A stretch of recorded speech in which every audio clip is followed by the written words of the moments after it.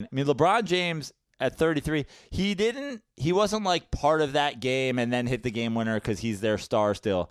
He dominates the game. Well, I just want to say this to anybody who is listening and wants to bring up the 80s and 90s. I just want to kind of put the nail in the coffin on this.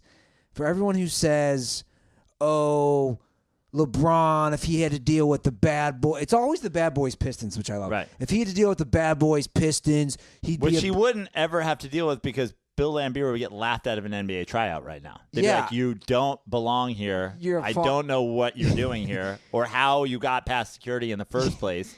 You have absolutely no athletic ability. You have no outside shot whatsoever. What are you doing here? Is this some sort of adult Make-A-Wish? Kristaps Porzingis would be standing next to him, 7 inches taller, banging threes, and he'd be like, how do you get so much air under it? Like, well, what I wanted to say was this. People, for some reason, never think the opposite way. They always say, LeBron's a bitch. He'd get, touched, he'd flop, and he'd be a pussy.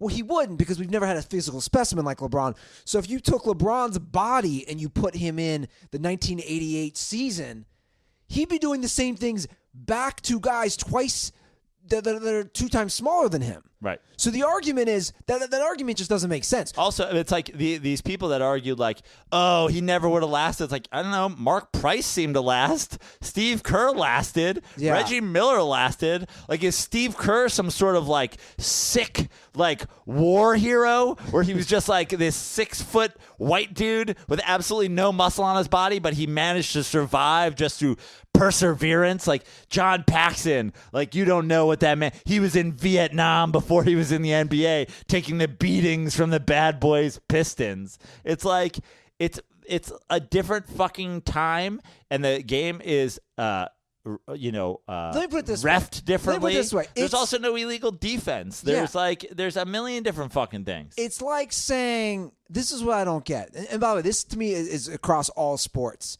and I think everybody should really take this into consideration. It's like saying you'd rather have Dick Butkus than Ray Lewis as your inside linebacker. It's a ludicrous statement to say you'd rather have Bill Laimbeer than Karl Anthony Towns, a guy who can post you up. It's a ludicrous statement to say you'd rather have Bill Laimbeer than anybody in the NBA. Do you understand? He does not have the ability to play in today's NBA. That you can't do that. You couldn't show up and you're like, so what's your role exactly? You're like, I just knock dudes around. It's like, that's not gonna work. Like, you're gonna get destroyed. Like, you won't be able to stop anybody. Who would you call a bruiser who just does that? Because let's take a Ben Wallace or even a Dennis Rodman, who aren't that long ago, especially Ben Wallace. We're talking about in his prime, 10 years ago? 12 years ago? Who in today's NBA is that type of guy? There is nobody who's that. That's not a thing anymore. That's why I'm asking. You have no place here. Even if you're some like defender, specialist, like the Shane Battiers. First of all, Shane Battier is a better defender than Michael Jordan ever dealt with in his entire career in the NBA. Ron Artest is a better defender than Michael Jordan dealt with in his entire career in the NBA. Shane Battier hits open threes. That's a good point. Ron Artest hits open threes. Bill Laimbeer doesn't know what a 3 is. He didn't learn it. There was never a point where they had to say, so this line represents a 3rd point that you get. Because he's like, what the fuck am I going to kick it? Do you drop it and kick it? Do I throw it? Is there some sort of javelin style attempt that you can do? Is there some sort of, can I throw it to somebody and then they throw it in? But Praino, I am curious, like, from the psychological perspective, and I want to talk about this for a second.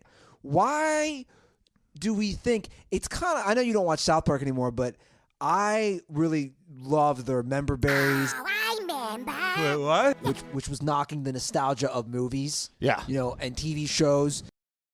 And you see it all the time in Hollywood, right? With the reboots of the 80s and the 90s, and you say, well, guys, can't we come up with new creative content? This town's full of creative people. As we both jerk off over Cobra Kai. Yeah.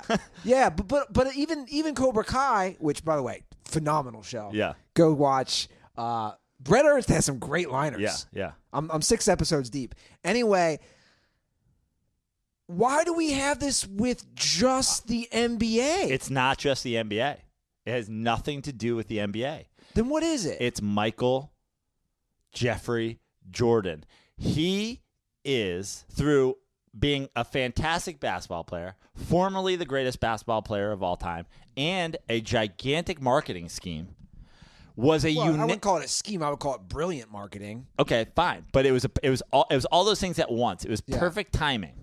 It was perfect timing when Bird and Magic basically saved the NBA and put it on the map and made people watch it. Yeah. 2 major cities on 2 opposite coasts, a rivalry across a decade. People care. Then one man, for the next decade, when the NBA was like, we have to go worldwide, when the NBA was like, we have to sell ourselves as TV, we have to sell our players, we have to put a face on it, they weren't selling Sean Kemp and his 40 kids. They weren't selling John Stockton's fucking side part. They weren't selling fucking, Bill Lambeer's, dad bod, They were selling Michael Jordan. So there's a unanimous feeling from every single person of an era that this guy is untouchable. Yes. And now, so when you have everybody on board, when you have everybody in agreement, there's going to be some people that hang on to that so tightly that there's nothing that you can do to get them to let go of it. There's nothing that you can do to go, but here's why. And it's like, no. Those are the people that just lock up and they go, no. And then they create things. They create false information to try to defend their ludicrous beliefs. And one of those false informations is like, it was harder. I'm like, well, no, that's not actually. It was harder. Try playing against Craig Elo. What do you think, Michael? What do you think LeBron James would do against Craig Elo? It's like, yeah, stop picking like random other greats. Michael couldn't beat Larry because he was so fucking great, and he couldn't beat the Bad Boys Pistons. Awesome. Those 2 teams that existed for fucking however many years. What about all the teams that Michael Jordan did beat to be Craig Elo? That's who he made that shot over. Remember before there was the Byron Russell shot, that was the shot. Craig Elo was guarding Michael Jordan. He hit a great mullet, in a playoff game. Craig Elo. When I think of Craig, Michael Jordan thinks of Craig Elo the way I think of Trevor when we're going to go out to play. I'm like, what is this guy doing here? What is he doing here? He has no business guarding me. Trevor knows he has no business guarding me. That's not going to be what it is. Michael Jordan knew Craig Elo had no business guarding him. What is Craig? You're going to argue that in an NBA playoff game, when Michael Jordan was being guarded by Craig Elo, it was harder than it is now? Who was guarding LeBron yesterday, by the way? They had Azbuki or whatever the fuck his name is. Yeah, it was that guy. On the last shot? Yeah. Yeah, is it OG Agumbi or something like that? You know what I'm talking about? OG Anunoby. Uki Kabuki. Loved him in Pirates of the Caribbean. Or the, you know what I meant. I know. I'll put the L chain on for that. I'll put the L chain on. You're putting the L chain on? Like you did that for 200 episodes? Yes, I'll put the L chain on for that. Welcome to the Dirty Sports Podcast.